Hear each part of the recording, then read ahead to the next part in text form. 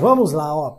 Próximo ponto que nós temos, próxima súmula 442, que vai falar de recurso de revista, uma súmula mais fácil, mais tranquila aqui, que fala das restrições ao recurso de revista, como ela é anterior à Lei 13.015, ela ainda fala no parágrafo 6º, hoje é o parágrafo 9º da CLT, então aqui parágrafo 9º também da CLT, a súmula é anterior a 2014, em outubro de 2014 a gente teve as alterações em relação aos recursos e o parágrafo 6º passou a ser o parágrafo 9º. O que você tem que lembrar em relação ao recurso de revista, principalmente no procedimento sumaríssimo, que houve uma restrição em relação às matérias que podem ser tratadas neste recurso. Eu quero interpor um recurso de revista.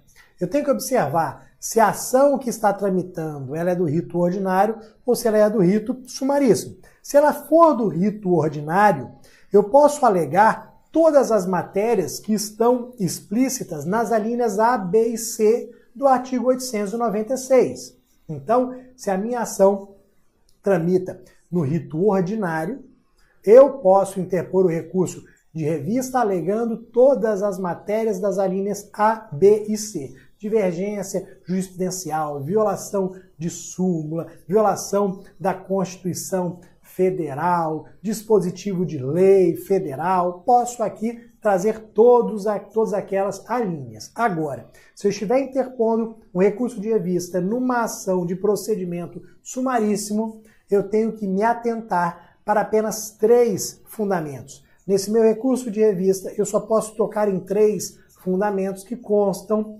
no parágrafo 9º do artigo 896. Quais são esses 3 fundamentos aqui?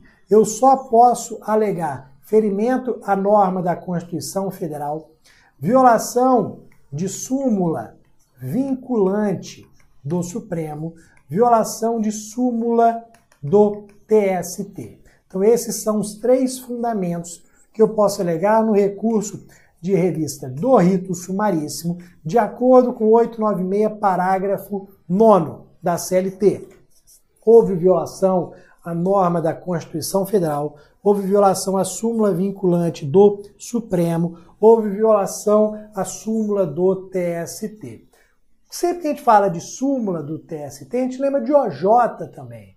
Tanto que a gente geralmente fala súmula e OJ do TST, porque são ali as 2 espécies que compõem a jurisprudência mais maciça daquele tribunal. Pois bem, quando o legislador disse que eu podia alegar violação de súmula, será que ele trouxe implicitamente a ideia também de alegação de violação de OJ? Será que OJ está implícito ali em súmula do TST? Será que eu posso alegar, portanto, violação de OJ nessa hipótese? Resposta do TST, não, você não pode.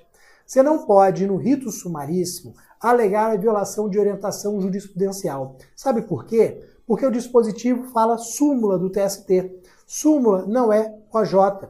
Você tem que fazer, assim como o TST fez, uma interpretação restritiva do termo súmula. Você tem que lembrar que o legislador ele restringiu as hipóteses de cabimento. Então, se ele escolheu apenas 3, é porque ele quis realmente restringir. Não caberia a você, intérprete, expandir as hipóteses. Não cabe a você realizar uma interpretação extensiva. Se o legislador quis restringir, você vai interpretar restringindo. Como é que eu interpreto restringindo? Falando que súmula do TST é só súmula do TST. Súmula do TST não é OJ do TST. É por isso que a súmula 442 deixa claro que, nas causas sujeitas ao procedimento sumaríssimo, a admissibilidade de recurso de revista está limitada à demonstração de violação direta a dispositivo da Constituição ou contrariedade à súmula do Tribunal Superior do Trabalho, não se admitindo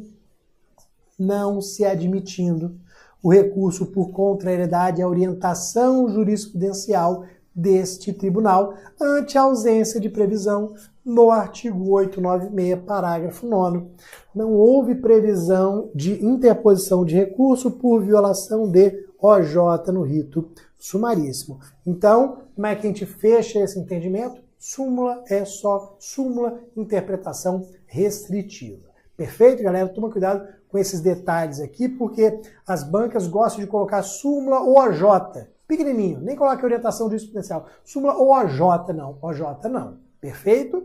Agora, passamos aqui para a próxima, que é aqui a súmula 283. Importante, porque tudo sobre recurso ordinário que venha a cair na sua prova estará exatamente nessa súmula. Essa súmula 283 traz todas as informações que nós precisamos em relação ao recurso adesivo. Caiu o recurso adesivo, pode ter certeza que a banca trará a resposta com base nessa súmula aqui. E o primeiro entendimento, a primeira ideia do TST que a gente passa em relação ao recurso adesivo é que ele é compatível com o processo do trabalho. Porque ele nem sempre foi compatível, nem sempre foi considerado compatível. A gente tinha uma súmula antiga, de número 99, que está cancelada há bastante tempo, que falava o contrário. A súmula 99 dizia que o recurso adesivo não era compatível, porque tinha a ideia de que iria complicar demais o processo, iria tornar o processo mais moroso, mais complexo. Hoje não. Hoje o entendimento é totalmente o contrário. Por que o recurso adesivo ele é compatível com o processo de trabalho? Porque esse instituto, hoje, ele é reconhecidamente ligado ao princípio da economia. O recurso adesivo está ligado à economia porque muitos deixam de interpor o recurso principal por saber que podem vir a interpor o recurso adesivo. Então hoje eu deixo de interpor o recurso principal pensando, não, ó, lá na frente eu vejo, pode ser que eu venha a interpor um recurso adesivo, não vou interpor recurso principal não. E aí eu não interponho recurso principal, você não interpõe, transita em julgado, ou seja, celeridade. Então o recurso adesivo é compatível com o processo do trabalho. Em que hipóteses? Quando é que eu tenho a utilização do recurso adesivo? Quando houver sucumbência recíproca. A hipótese é de sucumbência recíproca. Sucumbência recíproca vai surgir aqui quando o dispositivo for de parcial procedência. Sendo o dispositivo da decisão de parcial procedência, eu estou diante aqui da sucumbência recíproca. Para a gente lembrar, vou dar um exemplo simples aqui de sucumbência recíproca, de utilização de recurso adesivo, só para nós lembrarmos aqui a utilidade dele. Eu ajuizei uma ação de indenização em face de você. Pedi a sua condenação ao pagamento de R$100 mil. Veio a sentença. Condeno você a pagar a Bruno R$90 mil. Houve sucumbência recíproca? Sim. Eu fui prejudicado pela decisão, você também. Você foi prejudicado porque foi condenado a pagar R$90 mil e eu fui prejudicado porque não saí com os 100 mil que eu queria, sair com 90. Houve sucumbência recíproca. Nós dois podemos recorrer? Sim. Intimados da sentença, em 8 dias, cada um de nós pode interpor recurso ordinário. Você pedindo para reduzir de 90 para 0 a sua condenação, eu pedindo para aumentar a sua condenação de 90 para 100 mil. Então, nós dois, em 8 dias, podemos interpor os nossos recursos ordinários. Eles seriam chamados de recursos principais, até para a gente diferenciar do adesivo, recursos principais por serem interpostos no prazo de 8 dias a contar da intimação. Pois bem, nessa situação aqui, provavelmente, quem vai interpor recurso? Você. A grande probabilidade é que você interponha recurso porque você foi condenado a pagar 90 mil. Eu até posso interpor recurso, mas provavelmente qual vai ser a minha conduta? Pô, não vou interpor recurso não. Tudo bem que eu queria 100 mil. 90 mil não tá ruim não, né? Vou interpor recurso não. Deixa quieto. Vai que você não interpõe recurso, transita em julgado, já começa a execução dos 90 mil. Ótimo, ideal. Fico esperando. Não recorro, só que você recorre. Você interpõe o seu recurso ordinário, eu sou intimado para apresentar contra-razões. Quando eu sou intimado para apresentar contra-razões, eu penso, não deu certo a minha conduta, a minha ideia, ela não fechou porque a parte contrária interpôs recurso. Fui intimado para apresentar contra-razões do seu recurso. Nas contra-razões, será que eu posso pedir para aumentar a sua condenação de 90 para 100 mil reais? Não. Nas contra-razões, eu peço simplesmente para manter a sentença. Manter a sentença. Só que agora eu quero aumentar a sua condenação. Eu não quero simplesmente mantê-la, eu quero aumentar. Como é que eu peço para aumentar a sua condenação de 90 para 100 mil reais? No mesmo prazo das contra-razões, eu apresento um recurso adesivo, um recurso ordinário adesivo. Então, o recurso adesivo é esse recurso que eu apresento no prazo das contra-razões, porque num primeiro momento não pensava em interpor recurso, não tinha interesse em recorrer. Então, apresento no prazo de contra-razões pedindo a sua condenação, ao aumento da sua condenação de 90 para 100 mil reais. Então, o que você vai lembrar? Recurso adesivo é compatível com o processo de trabalho, é interposto nas hipóteses de sucumbência recíproca e vai ser apresentado no prazo de contra-razões. Ok, galera? Depois, para onde que nós vamos aqui? Vamos dar uma lida na súmula. O recurso é compatível com o processo de trabalho e cabe no prazo de 8 dias. Por quê? É o prazo de contra-razões. Como os recursos eles são interpostos em 8 dias, nós temos aqui as contra-razões também em 8 dias. Se você interpôs o recurso ordinário em 8 dias, eu sou intimado para apresentar contra-razões também em 8 dias. Esse recurso adesivo, ele também é chamado de subordinado. E aí a gente traz a ideia por que ele é chamado também de subordinado. Ele é adesivo ou subordinado porque ele está condicionado ao seu.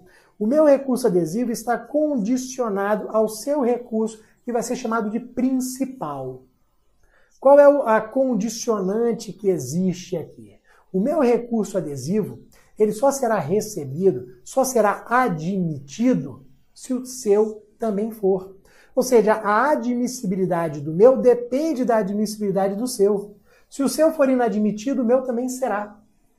Então, por isso que ele chama de adesivo, de subordinado. Ele está ali com o seu, ó.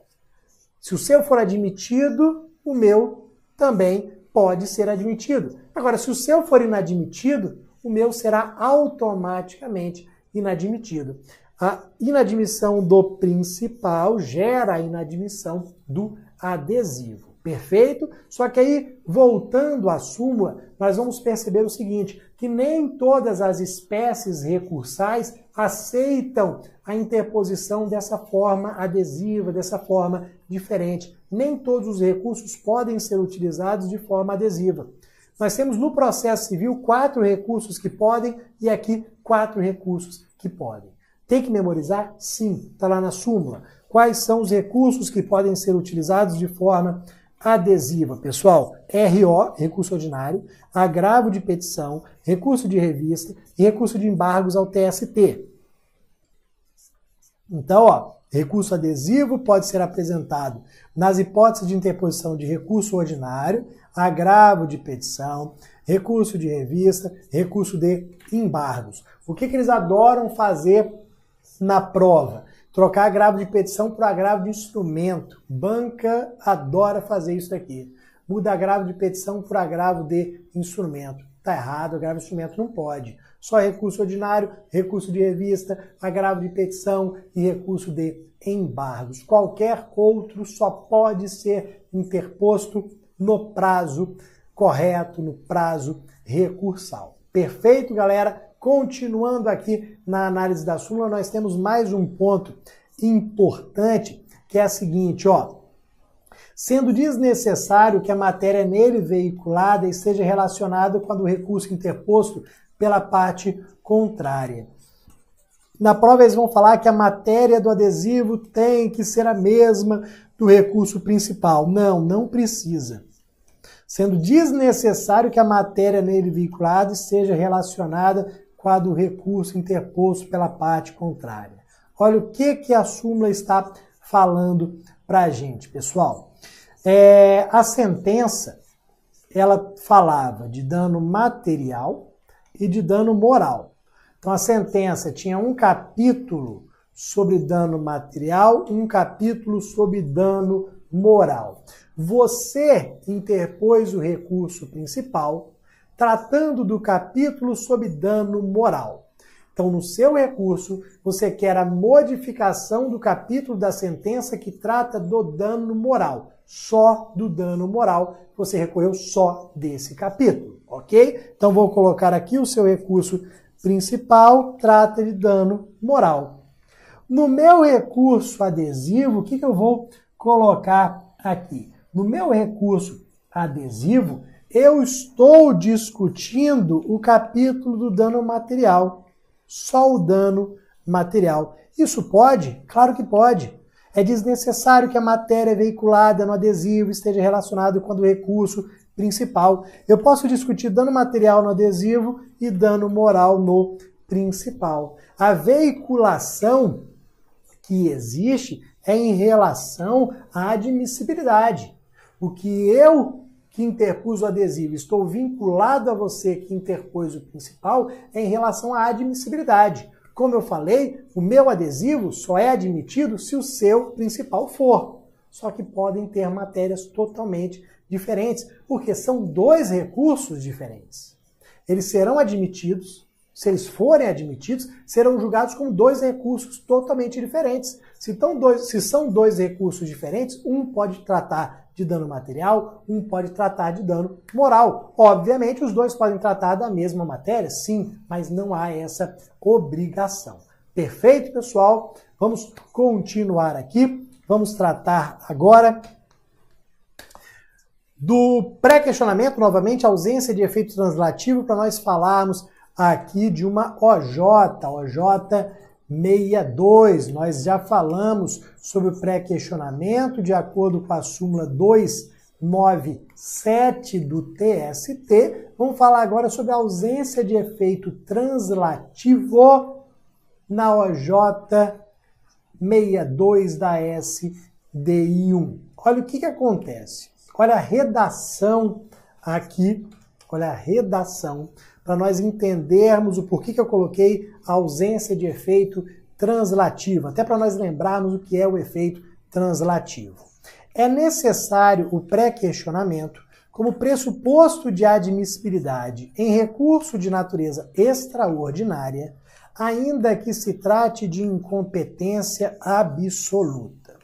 Então, é necessário o pré-questionamento da matéria como pressuposto de admissibilidade em recurso de natureza extraordinária, ainda que se trate de incompetência absoluta.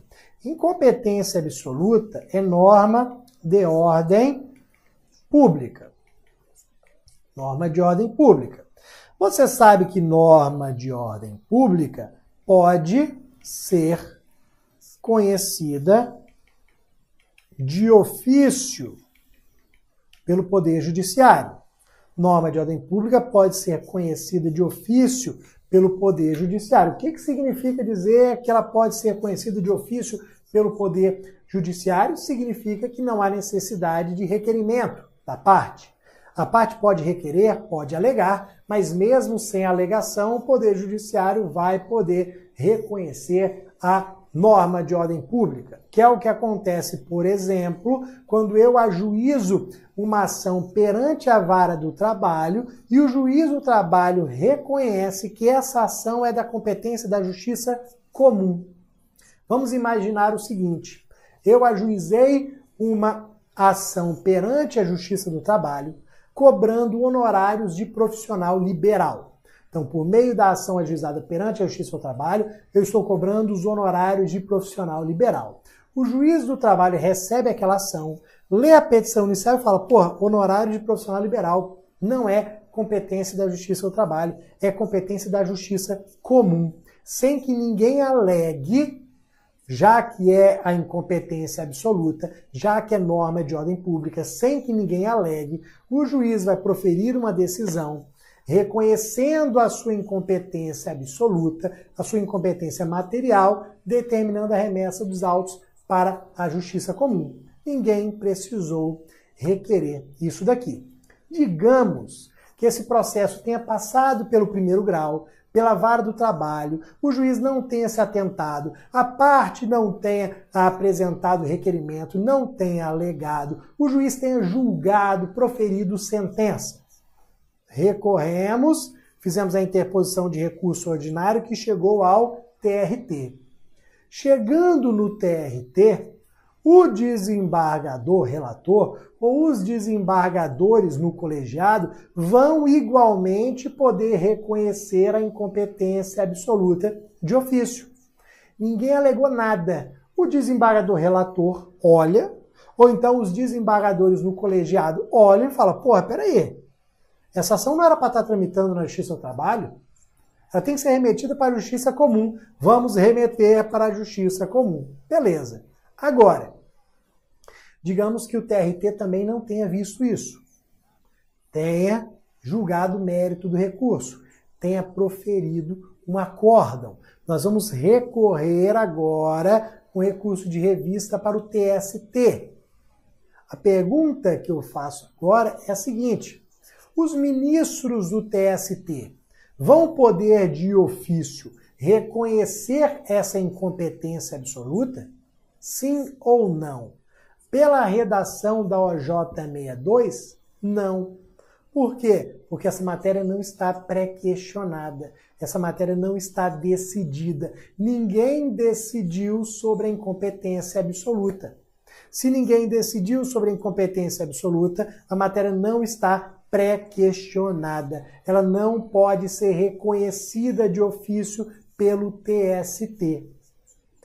Isso daqui desmente algo que a gente sempre ouve falar em processo, que norma de ordem pública pode ser reconhecida em qualquer tempo e grau de jurisdição. Desmente essa informação. Ela não pode ser reconhecida em qualquer tempo e grau de jurisdição. Não. Nos recursos extraordinários isso não acontece. No recurso de revista para o TST, que é um exemplo, como nós já vimos, de um recurso extraordinário, isso não vai acontecer. Percebam, ó, que o recurso de revista, ele não possui efeito translativo. Lembra de efeito translativo? O efeito translativo do recurso é exatamente aquele que permite o reconhecimento de ofício de matéria de ordem pública. Quando eu falo de efeito translativo, é exatamente a possibilidade que o tribunal tem de reconhecer de ofício as normas de ordem pública. Esse efeito translativo não existe nos recursos de natureza extraordinária. Esse efeito translativo ele não vai existir aqui no recurso de revista, que é o principal recurso de natureza extraordinária do processo do trabalho. Ele não existe no recurso de revista, ele não existe no recurso de embargos ao TST. Então, mesmo que os ministros do TST percebam que é hipótese de incompetência absoluta, eles nada poderão fazer, porque essa matéria não está pré-questionada. Se ela não está pré-questionada, não está decidida, não está apta a ser revista. Perfeito, galera? Tranquilo? Vamos continuar. Vamos agora para a súmula com 1000S aqui, ó, súmula 435. Súmula 435 do TST, que vai falar de decisão monocrática do relator, a aplicação aqui subsidiária do processo do trabalho. O que nós temos aqui? Redação simples, aplica-se subsidiariamente ao processo do trabalho, o artigo 932 do CPC. Esse dispositivo diz que o relator pode decidir monocraticamente. O relator pode proferir decisão monocrática, pode julgar os recursos monocraticamente. Aqui eu quero lembrar com vocês duas situações. O que significa dizer que o relator pode proferir decisão monocrática? Primeiro, lembrar que essa decisão monocrática, ela pode estar atrelada a juízo de admissibilidade, que é até mais comum. Então vejam que o relator sozinho vai inadmitir o recurso. Se ele entender que falta algum pressuposto de admissibilidade, ele sozinho, por decisão monocrática, vai inadmitir o recurso. Só que nós temos que lembrar também que o artigo 932 permite que o relator monocraticamente julgue o mérito, adentre o mérito do recurso, seja para manter a decisão recorrida, seja para modificá-la. Então percebam o seguinte, chega a você é o desembargador relator do TRT, chega a você um recurso. Você lê o recurso e fala o seguinte, rapaz, essa decisão aqui do juiz, ela está presumidamente correta. O recorrente está falando que a decisão está errada, mas ela está presumidamente correta porque ela está de acordo com súmula do TST. O que você faz? Vou manter essa sentença. Por que você vai manter a sentença? Porque ela está de acordo com súmula do TST. Você precisa levar essa questão para o colegiado ou você pode julgar sozinho? Vou julgar sozinho. Agora, você lê um outro recurso. Você vai, rapaz, deixa eu ver se essa decisão é isso mesmo que o recorrente está falando. Porque a decisão do juiz está totalmente contrária à jurisprudência do TST. Está até estranho, vamos ver. Lê a sentença e fala, porra, realmente, o juiz julgou totalmente contrário ao que entende o TST. Você, desembargador relator, vai poder reformar aquela sentença, ou seja, dar provimento ao recurso para modificar a sentença monocraticamente. Não há necessidade aqui de se levar ao colegiado. Então, o julgamento monocrático tanto pode ser de admissibilidade quanto pode ser de mérito. Em qualquer das situações, uma vez proferida decisão monocrática, o que a parte prejudicada com essa decisão pode fazer? Pode interpor aqui o recurso de agravo interno, previsto no artigo 1021 do CPC. Então, a parte prejudicada com a decisão monocrática pode interpor aqui o recurso de agravo interno previsto no artigo 1021 do CPC. O que você vai tomar cuidado com o prazo do agravo interno? Nós não vamos aplicar o prazo do CPC, nós vamos aplicar o prazo do processo do trabalho. Recurso trabalhista é interposto em quantos dias em regra? 8 dias. Então, nosso agravo interno vai ser interposto em 8 dias. Quem diz que esse recurso vai ser interposto em 8 dias? Onde é que eu acho isso daqui? Bruno, ó, você vai anotar.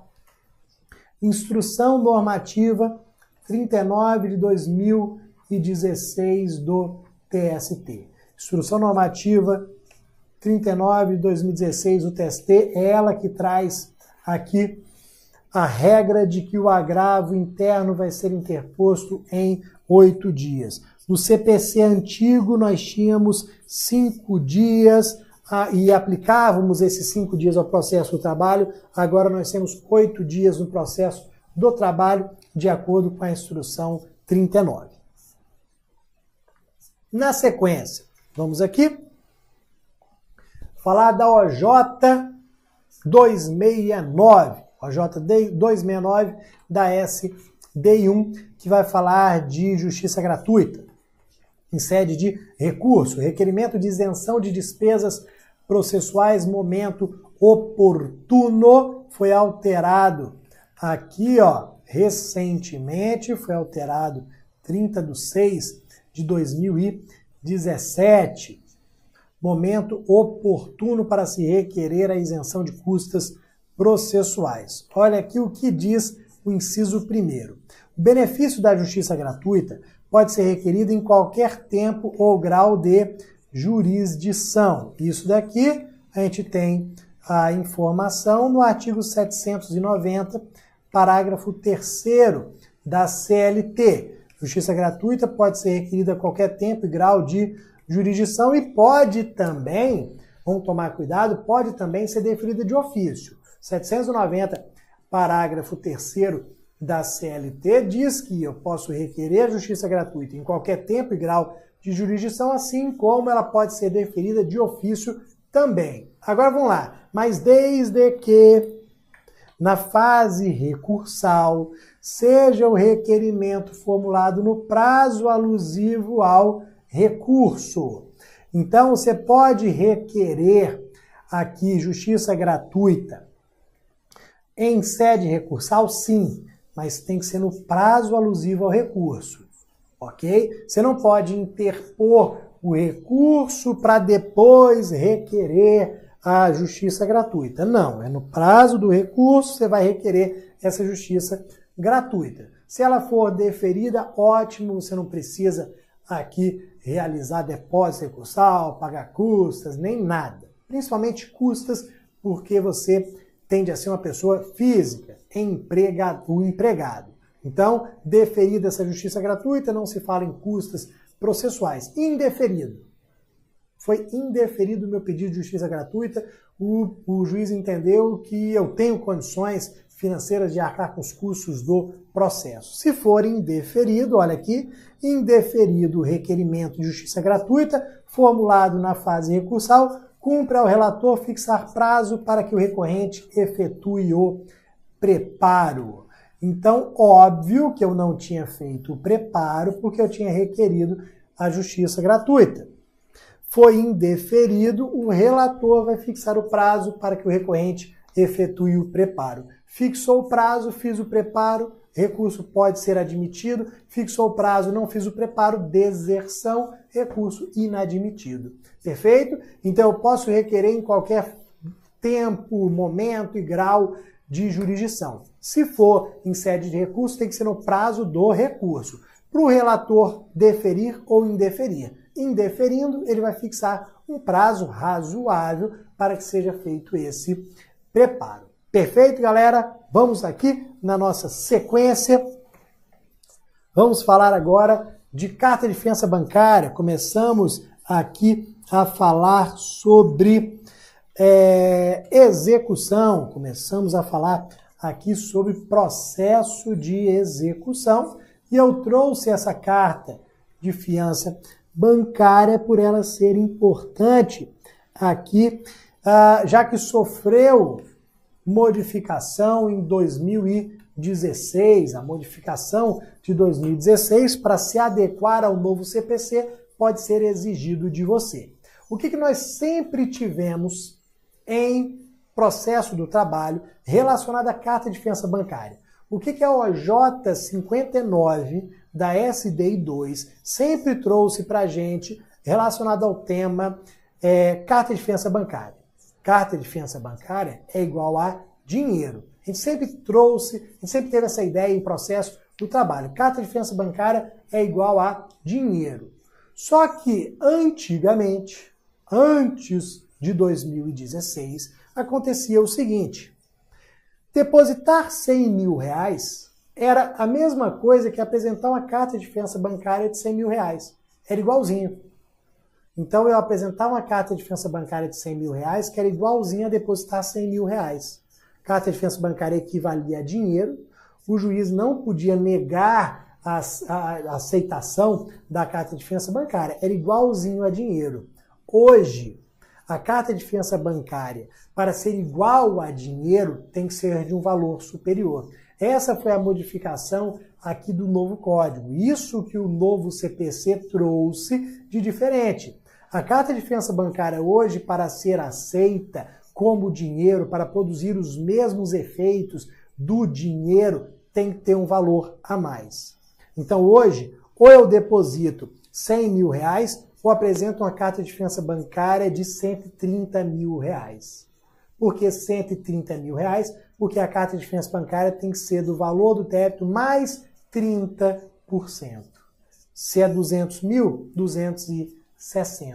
30% a mais. Se é 10 mil reais, 13 mil reais, 30% a mais. Hoje nós temos a redação da OJ da seguinte maneira: a carta de fiança bancária e o seguro garantia judicial, carta de fiança bancária e o seguro garantia judicial, desde que em valor não inferior ao do débito da execução, acrescido de 30%, equivalem a dinheiro para efeito de gradação dos bens penhoráveis estabelecida no artigo 835 do CPC. Então, toma cuidado com isso daqui. Vai apresentar carta de fiança bancária, vai apresentar seguro, garantia, tem que ser valor do débito mais 30%. Por que isso daqui? Por que o novo CPC inovou e trouxe uma inovação aqui importante? Pelo seguinte, o valor do débito hoje ele é de R$100 mil.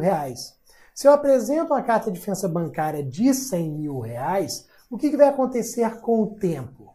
O débito vai se elevando e o valor da carta não. Então, daqui a pouco, o débito que era de R$100 mil, ele passa a ser de 110 mil.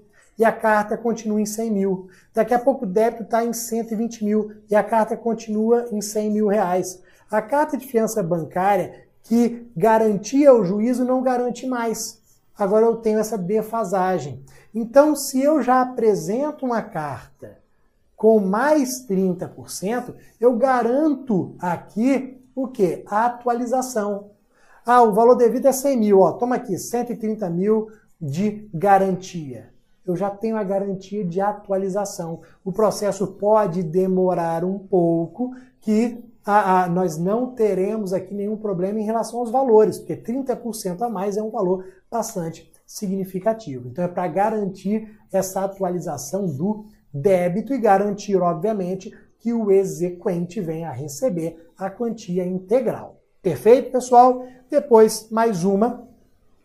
Vamos aqui para a súmula 415. Então, vamos começar a falar agora sobre mandado de segurança, para depois falarmos em ação rescisória. Pessoal, vamos lembrar aqui uma súmula importante, a súmula 415, que fala de emenda da petição inicial. Ela foi atualizada aqui em virtude do novo CPC. Só que ela fala de inaplicabilidade do artigo 321 do CPC.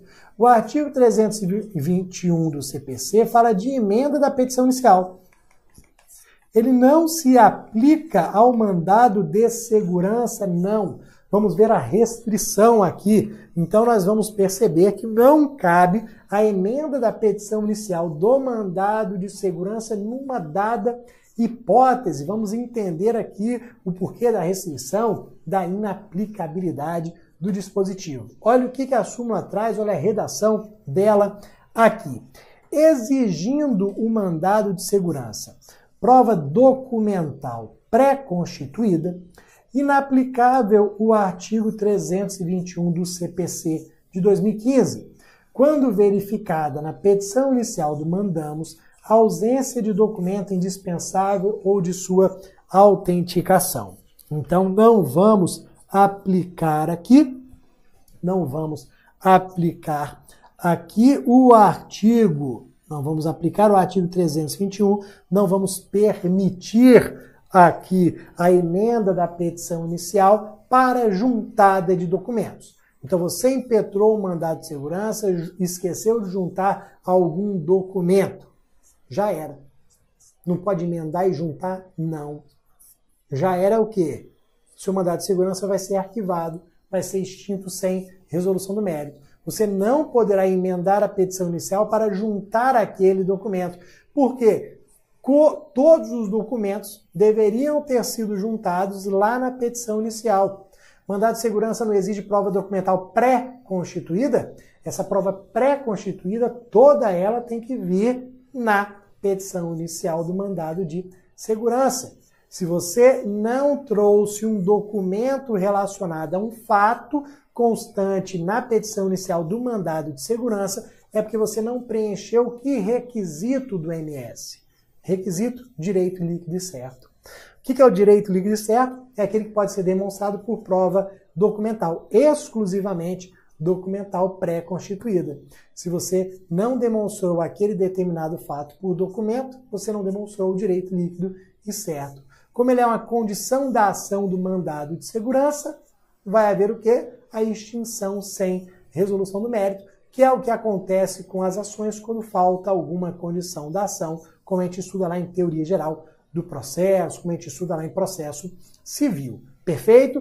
Então, falou em mandado de segurança, esqueceu emenda para juntar de documentos. Não vai emendar para juntar documentos. O que vai acontecer com o seu MS? Ele vai ser extinto sem resolução do mérito. Vamos continuar aqui? Vamos trazer agora a súmula 414. Essa é a súmula mais importante sobre mandado de segurança. Essa é a súmula mais importante sobre o mandado de segurança. Se cair alguma questão sobre mandado de segurança na sua prova, provavelmente eles vão lembrar da súmula 414. Ela trata do mandado de segurança que é utilizado como sucedâneo recursal. Ou seja, o mandado de segurança que é utilizado como se fosse um recurso, no lugar de um recurso. Por que o mandado de segurança está sendo utilizado como se fosse um recurso? Porque existem hipóteses no processo do trabalho em que eu tenho uma decisão da qual não cabe recurso.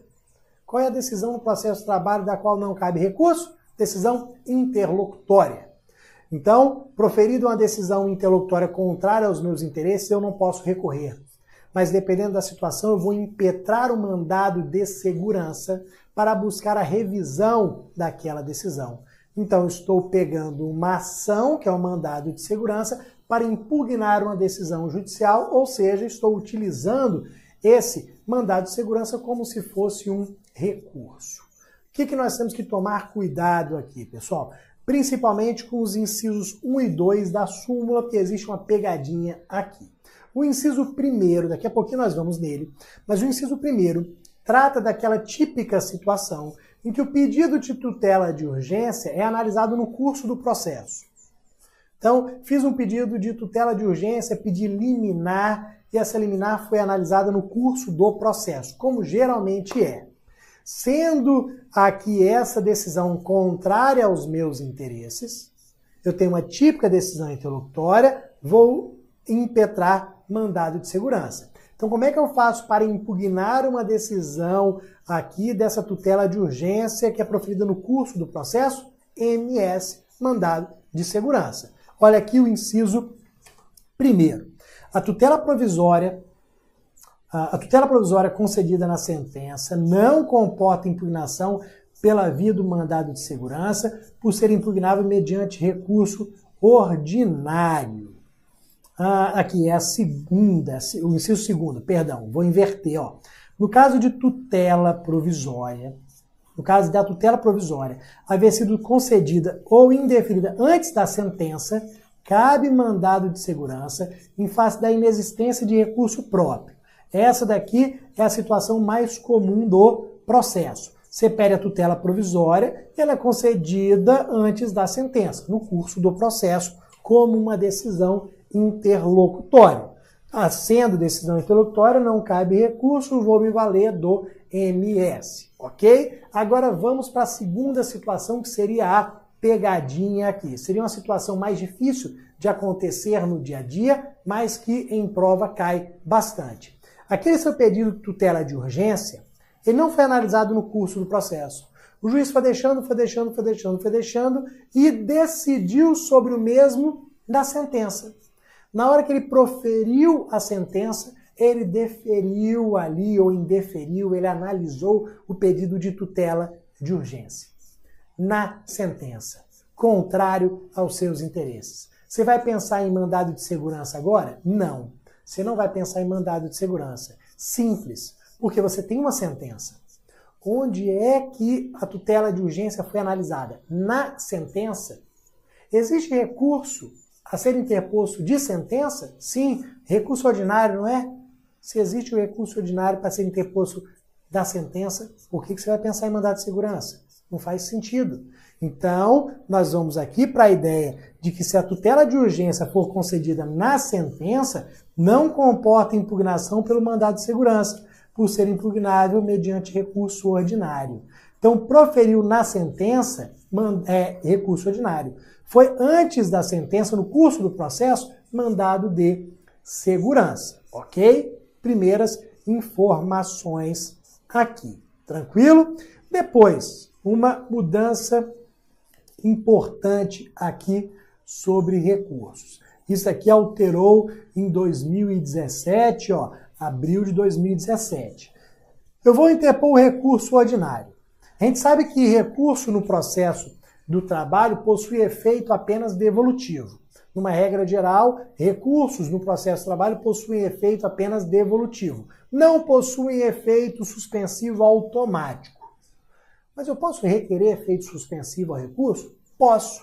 O que o TST fez em abril de 2017 foi mudar a forma de se requerer o efeito suspensivo.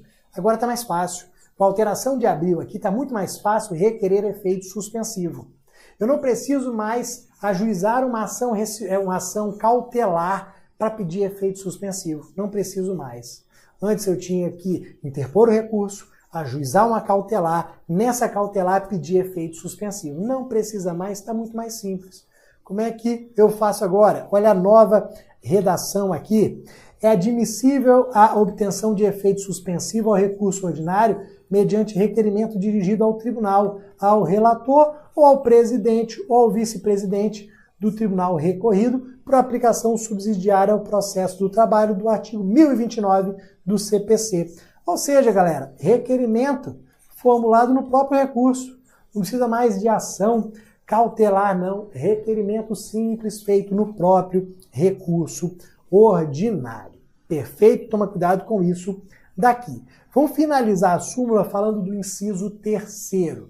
Imagina o seguinte: o juiz indeferiu a tutela de urgência no curso do processo. O que você fez? Impetrou mandado de segurança lá no TRT. Impetrou o MS no TRT, o processo em primeiro grau continuou tramitando e o MS começou a tramitar no Tribunal Regional do Trabalho.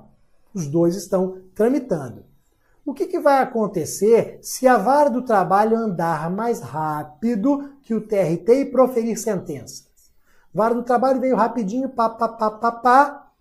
proferiu sentença. Antes do TRT julgar o MS, a vara do trabalho foi lá e proferiu sentença. O que acontece? Olha a ideia. A sentença ela vai substituir a decisão interlocutória. Como se a interlocutória não existisse mais. A sentença substitui a interlocutória. Se a interlocutória não existe mais e o MS foi impetrado para modificá-la, eu não tenho mais necessidade do MS. Não tenho mais necessidade do mandado de segurança. Para que o mandado de segurança impugnando uma decisão que não existe mais? Se a sentença substituiu a interlocutória, se a interlocutória não existe mais, o mandado de segurança perdeu o seu objeto, que é aqui o termo utilizado em processo. Houve perda do objeto. MS, você impugnava a decisão que não existe mais. Não preciso mais de você. Se eu não preciso mais de você, o que vai acontecer? Você vai ser extinto sem resolução do mérito. Então, o MS vai ser extinto sem resolução do mérito pela perda do seu objeto. O inciso 3º da súmula explica isso daqui. A superveniência de sentença nos autos originários faz perder o objeto do mandado de segurança que impugnava a concessão ou indeferimento da tutela provisória. Se faz perder o objeto, é porque ele vai ser extinto sem resolução do mérito. Ok, galera?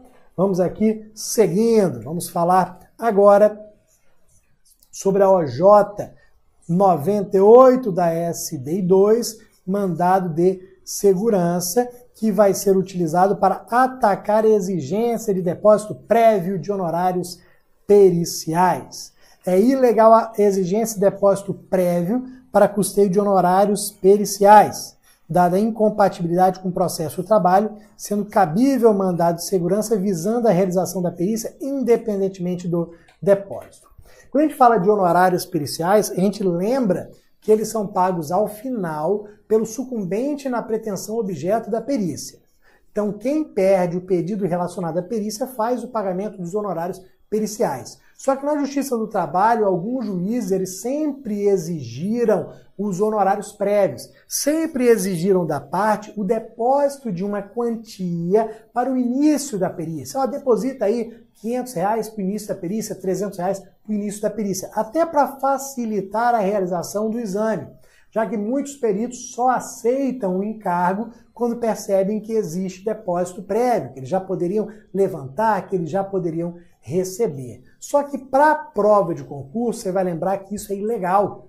O juiz não pode determinar o depósito de honorários periciais prévios. Isso viola o artigo 790-B da CLT. É ilegal porque o 790-B da CLT diz que esses honorários serão pagos pelo sucumbente na pretensão objeto da perícia, ou seja, no final, depois do julgamento.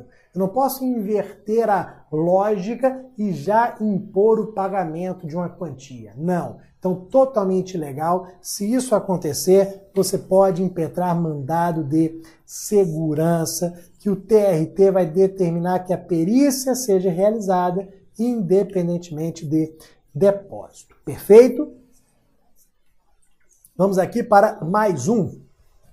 Vamos começar a falar sobre a ação rescisória, que vai ser o último tópico da aula de hoje. Vamos ver uma série de súmulas relacionadas aqui à ação rescisória. Nós temos vários entendimentos que foram, inclusive, editados de uma vez só. Tivemos ali 10, 12 súmulas de uma vez só editadas há alguns anos atrás, que são importantes aqui para a gente. Eu começo com a súmula 408. A súmula 408, ela fala da ação rescisória que é ajuizada de acordo, na hipótese aqui, do inciso 5º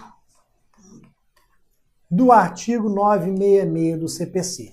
A rescisória que é ajuizada com base no inciso 5º do artigo 966 do CPC. O que traz aqui, qual a hipótese que nós temos no inciso 5º do artigo 966? Você vai ajuizar a ação rescisória porque a decisão viola de forma clara dispositivo de lei. Então, há ali um manifesto equívoco do juiz porque ele violou frontalmente um dispositivo de lei. Então, dentre as hipóteses de ajuizamento de rescisória, você tem violação manifesta à norma jurídica. Esse é o termo utilizado, violação manifesta à norma jurídica. Nós temos, por exemplo, o inciso 1º, que vai falar de corrupção. Nós temos o inciso 2º, que vai falar de impedimento do juiz ou de incompetência absoluta. Nós temos ali várias hipóteses. Eu vou comparar duas hipóteses. Primeiro, eu quero ajuizar uma rescisória para alegar incompetência absoluta, que é o inciso 2º. Aí eu te faço a seguinte pergunta. Se eu redigir a petição falando sempre em incompetência absoluta e não colocar que é o inciso 2º do artigo 966, tem algum problema? Interrogação. Eu passei a petição inicial toda dizendo incompetência absoluta, incompetência absoluta, incompetência absoluta. Só que em vez de colocar o inciso 2º, eu sempre colocava o inciso 3º. Ou seja, errei em toda a petição. Pergunta, tem algum problema? Então, tem problema não ter colocado o dispositivo ou ter colocado o dispositivo errado? Não, nenhum problema. Sabe por que não tem problema não colocar o dispositivo do artigo 966 ou colocar o inciso errado? Sabe por quê? Porque o juiz conhece o direito. Iura novit curia. O juiz conhece o direito. Você não colocou o que é inciso 2º, mas o juiz sabe. Você colocou o que é o inciso 3º, mas o juiz sabe que é o inciso 2º, que trata de incompetência absoluta. Então não tem problema nenhum. Isso que a súmula começa a falar aqui, ó, não padece de inépcia da petição inicial da ação rescisória apenas porque omite a subsunção do fundamento de rescindibilidade no artigo 966 do CPC ou capitula erroneamente um dos seus incisos. Ó, omitiu o inciso ou capitulou erroneamente um dos seus incisos. Não tem problema nenhum. Ó, contanto que não se afaste dos fatos e fundamentos invocados como causa de pedir, ao tribunal é lícito emprestar-lhes adequada qualificação jurídica. Iura novit curia. O que é iura novit curia? O juiz conhece. O juiz conhece o direito. O juiz conhece o direito, ele vai dizer qual é o inciso correto. Agora, no entanto, aí já muda. No entanto, regra excepcional que vai tratar desse inciso 5º aqui. No entanto, fundando-se a rescisória no artigo 966, inciso 5º do CPC, é indispensável expressa indicação na petição inicial da rescisória da norma jurídica manifestamente violada. Então, é indispensável expressa indicação da norma jurídica manifestamente violada. Por se tratar de causa de pedido rescisória, não se aplicando, no caso, o princípio iura novit curia. Qual que é a ideia aqui, pessoal? Eu estou ajuizando a rescisória, como eu disse, sob a alegação de que houve violação manifesta a uma norma jurídica. Eu tenho que dizer qual é a norma jurídica que eu entendo que foi violada. Foi o artigo 300? Foi o 400? Foi o 500? Eu tenho que dizer qual é a norma jurídica que eu entendo que foi violada. Isso porque a análise que o tribunal vai fazer é exclusivamente daquele dispositivo apontado. Se eu falei que foi o artigo 300 que foi violado, eles vão analisar só o 300 e eles não vão avaliar, não vão analisar nenhum outro.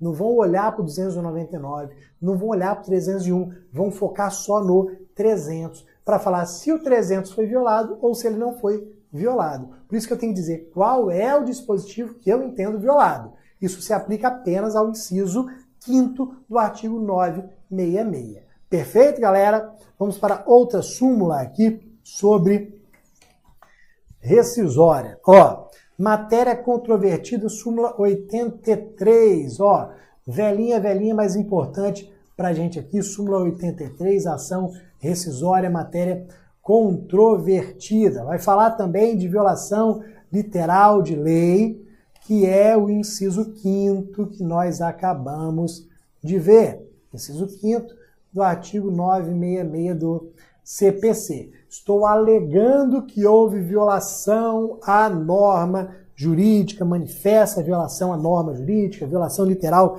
de lei, que era o termo utilizado no CPC antigo. Só que aí eu começo a perceber que, na verdade, não foi muito bem uma violação manifesta. Porque esse dispositivo legal, ele é meio controvertido. Ele é de interpretação duvidosa, de interpretação controvertida, tem mais de uma corrente. Alguns entendem que ele é aplicado da forma X, outros entendem que ele é aplicado da forma Y. Existe uma controvérsia ali relacionada àquele dispositivo. E aí, será que isso traz algum reflexo aqui para a minha rescisória? Será que eu posso dizer que ele foi violado frontalmente, de forma manifesta? Se existe essa controvérsia, olha o que diz a súmula aqui, ó. Não procede pedido formulado na ação rescisória por violação literal de lei se a decisão rescindenda estiver baseada em texto legal infraconstitucional de interpretação controvertida nos tribunais. Então, eu não posso alegar a violação literal de lei se eu tenho um texto de lei de interpretação controvertida nos tribunais. Se eu tenho mais de uma interpretação, qualquer uma delas pode ser utilizada pelo julgador. Se eu tenho uma dúvida ali na interpretação, qualquer das interpretações razoáveis podem ser utilizadas sem que eu diga que houve uma violação manifesta.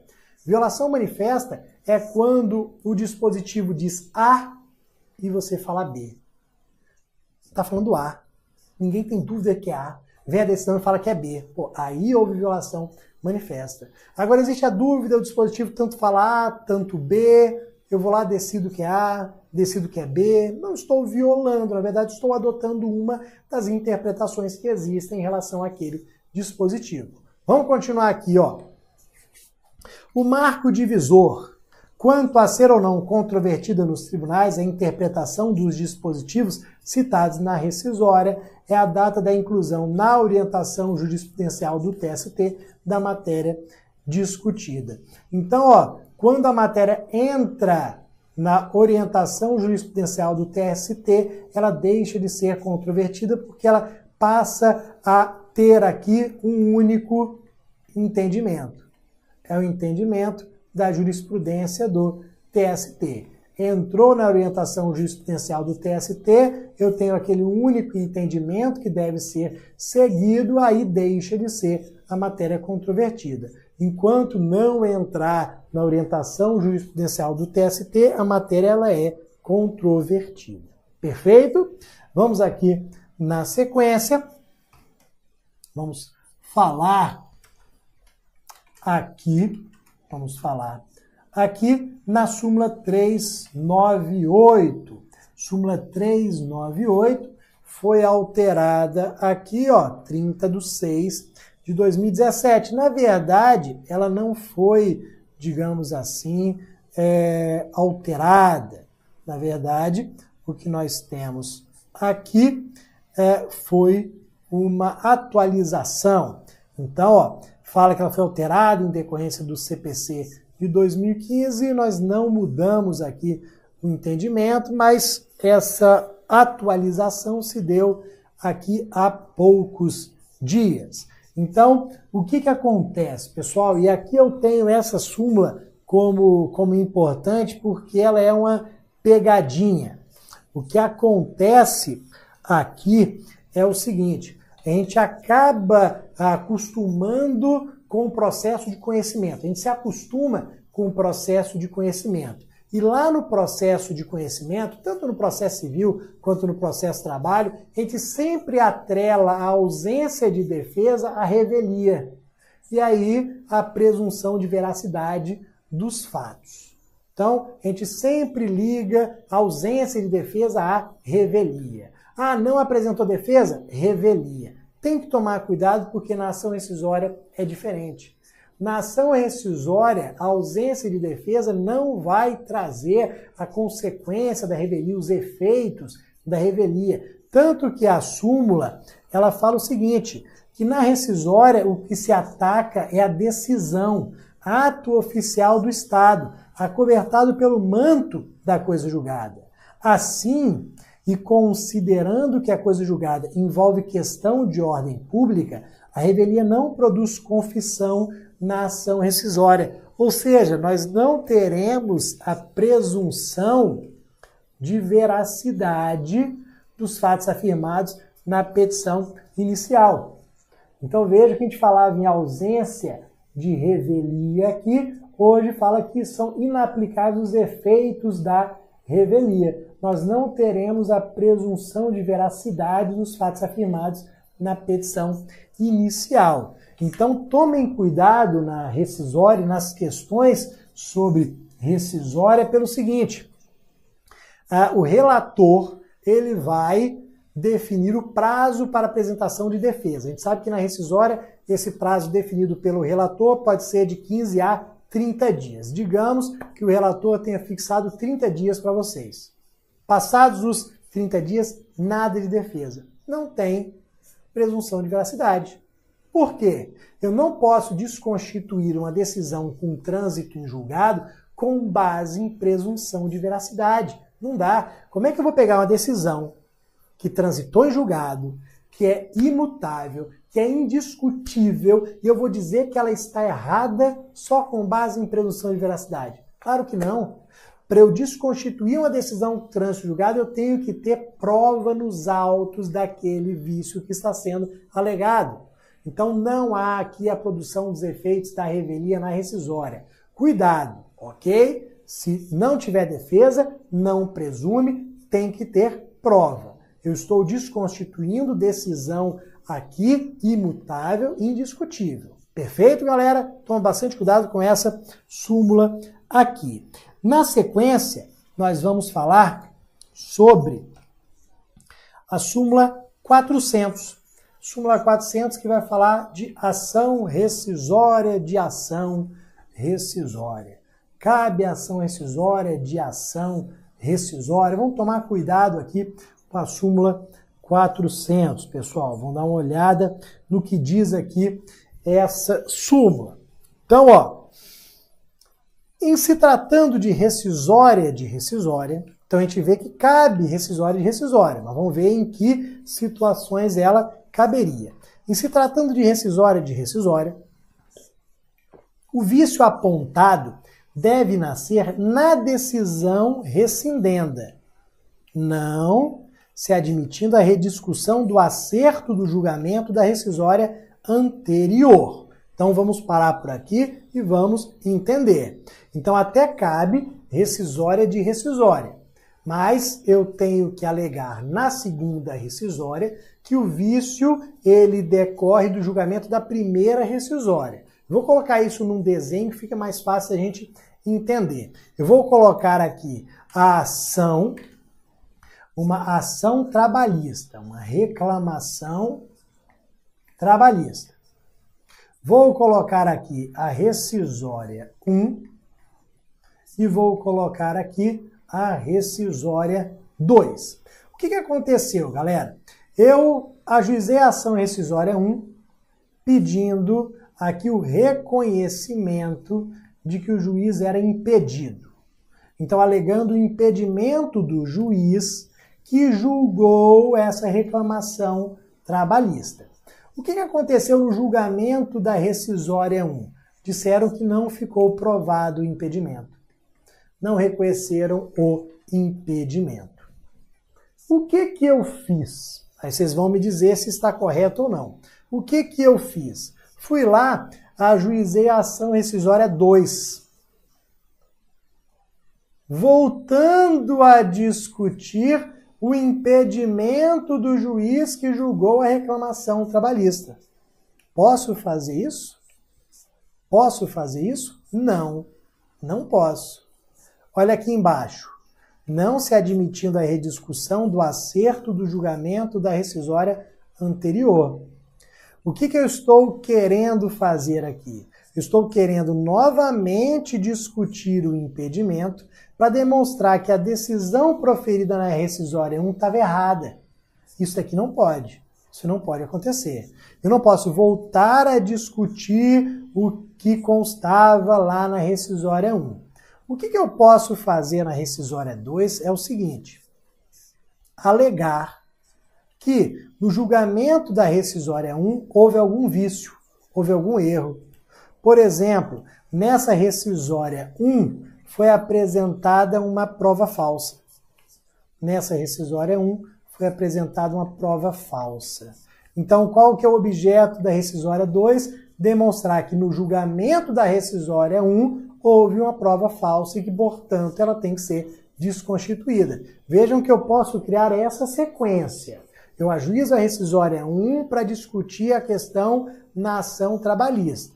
Ajuizo a rescisória 2 para discutir um vício que surgiu na rescisória 1. É por isso que a súmula começa falando que na rescisória de rescisória, o vício que eu vou apontar tem que ter nascido na decisão rescindenda. Então, o vício que eu vou alegar na rescisória 2 tem que ter nascido no julgamento da rescisória 1. Eu não posso voltar ali a discutir a ação inicial, a ação originária.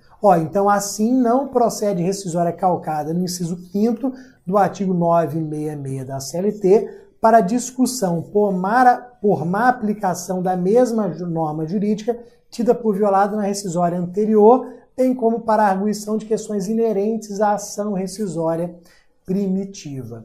Então, não vai proceder a ação rescisória com base no inciso 5º para discutir a má aplicação da mesma norma jurídica tida por violado na rescisória anterior. Tem que ser outra norma jurídica, tem que ser outras questões, como no meu exemplo ali em cima, em que eu passo a alegar, por exemplo, uma prova falsa. Não pode ser o mesmo dispositivo, as mesmas questões que já foram levadas pela rescisória primitiva, que é a rescisória 1. Ok, pessoal? Tomar cuidado aqui com essas súmulas relacionadas à rescisória. Então, quase terminando, vamos aqui para mais uma. Estamos quase terminando aqui. Vamos para uma OJ, a OJ 136 da SDI 2. Essa OJ 133 vai falar da caracterização de erro de fato. Erro de fato é uma das hipóteses que constam no artigo 966 do CPC e que geram aqui a possibilidade de ajuizamento da ação rescisória. A gente só vai verificar aqui nessa OJ 136 o que é o erro de fato. Eu já vou adiantar, a redação da OJ é grande, não é tão clara assim, então eu vou adiantar o que é o erro de fato. Erro de fato é aquele erro claro. O dispositivo fala A e eu digo que é B. Esse é o erro de fato. Eu levo informação para o processo, por exemplo, de que havia vínculo empregatício, ninguém discute o contrário e o juiz diz que não havia vínculo empregatício. Eu falo no processo que houve o pagamento, ninguém discute se houve pagamento ou não, e o juiz fala que não houve pagamento. Esse é o erro de fato. Se há alegação no processo de que houve pagamento e ninguém discutiu isso, o que o juiz deveria fazer? Reconhecer o pagamento. Se ele diz que não houve o pagamento, isso é um erro de fato. Vamos dar uma lida na OJ para nós vermos essas situações. Vamos lá. A caracterização de erro de fato como causa de rescindibilidade da decisão judicial transitada em julgado supõe a afirmação categórica e indiscutida de um fato. No meu exemplo, houve o pagamento. Foi pago. Supõe a afirmação categórica e indiscutida de um fato na decisão recidenda que não corresponde à realidade dos autos. O fato afirmado pelo julgador, que pode ensejar a ação rescisória calcada no inciso 8º, é apenas aquele que se coloca como premissa fática indiscutida de um silogismo argumentativo. Ou seja, há nos autos a informação de que houve o pagamento, o juiz fala que não houve o pagamento. Isso não corresponde à verdade dos fatos, ok? Então, se há informação indiscutida nos autos de que há o pagamento e o juiz disse o contrário, é um erro de fato. Vamos lá, ó. Não aquele que se apresenta ao final desse mesmo silogismo com conclusão decorrente das premissas que especificar as provas oferecidas para se concluir pela existência do fato. O que ele está querendo dizer aqui? Eu falei que a redação não era das mais simples, mas o que ele está querendo dizer aqui? Levamos a informação de que havia o pagamento. A outra parte diz que não havia o pagamento. Discutimos, houve pagamento, não houve pagamento, produzimos prova, houve pagamento, não houve pagamento. O juiz, ele pode decidir de qualquer forma. Ele pode concluir se houve o pagamento, se não houve o pagamento. Isso não vai ser erro de fato. O juiz chegou a uma conclusão dele após as discussões, após as provas. Isso não é erro de fato. Então, se há discussão, se há produção de provas, o juiz pode decidir por qualquer ângulo, por qualquer lado. Agora, se você tem uma informação indiscutida e o juiz decide de forma diferente, aí sim você tem erro de fato, como eu já falei, ok? No final aqui, ó, essa última hipótese é afastada pelo parágrafo 1º do artigo 966, ao exigir que não tenha havido controvérsia sobre o fato e pronunciamento judicial esmiuçando as provas. Porque se houve controvérsia, não é erro de fato, ok? Então, erro de fato é aquele erro claro que surge de uma situação indiscutida nos autos, ok, galera?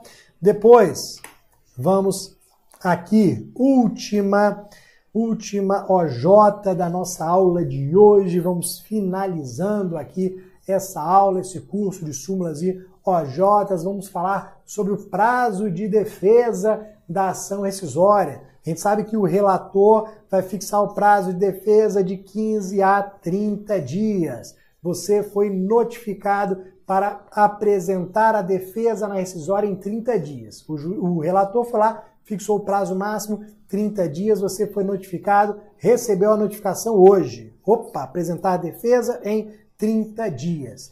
O prazo de defesa de 30 dias começa a ser contado a partir de quando? A partir do recebimento, ou será que a gente precisa aguardar a juntada aos autos desse mandado cumprido para depois começarmos a contagem do prazo? A gente sabe que lá no processo civil tem essa história de juntar aos autos o mandado cumprido para depois começar a contagem do prazo. Lá no processo civil é assim. E aqui, como é que funciona? Ó, lá no CPC, a gente tem aqui o artigo 231. O artigo 231 que fala que o prazo será iniciado após a juntada. Só que olha aqui o entendimento da OJ 146. Foi alterado no ano passado. A contestação apresentada em ação rescisória obedece à regra relativa à contagem do prazo constante no artigo 774 da CLT, sendo inaplicável o artigo 231, ou seja, não vai ser contado da juntada, não. O artigo 774 da CLT diz que o prazo vai ser contado do conhecimento, ou seja, do recebimento. Hoje eu recebi a notificação para apresentar a defesa em 30 dias. Então, o que eu faço com hoje? Excluo, amanhã é dia útil, já é o primeiro dia do prazo de defesa. Então, é do conhecimento, é do recebimento. Recebi hoje, excluí, amanhã é dia útil, já começa a contagem do prazo. Nada de aguardar juntada aos autos, nada disso. Se você ficar aguardando, você vai perder o prazo de defesa. Não vai ter efeito a revelia, mas ninguém gosta de perder prazo de defesa. Ok, galera? Tranquilo, finalizamos aqui. Muito obrigado, valeu, um abração, pessoal. Tchau, tchau.